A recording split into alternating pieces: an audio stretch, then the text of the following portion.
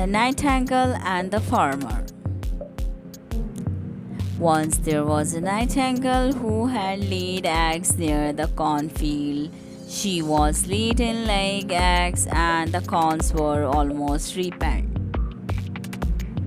If the farmer of the field will come to harvest them, he then might see my babies and try to take them before they have learned to fly. She thought, so she warned her babies to tell her everything they hear. One day her youngest one told her, I hear the farmer say that he is going to bring his friends tomorrow to harvest the corns.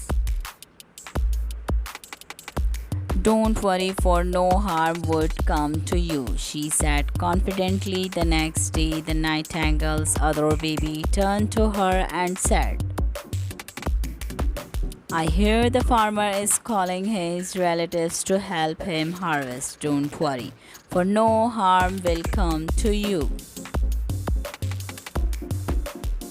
she said again while rubbing her little one's head. She was right, for no one came. On the third day, the nightingale's baby told her, I hear this time the farmer will harvest the field himself. Yes, this is possible, for he will surely do it, she said while gathering her little ones and flew away. Moral: do not rely on others to do your job.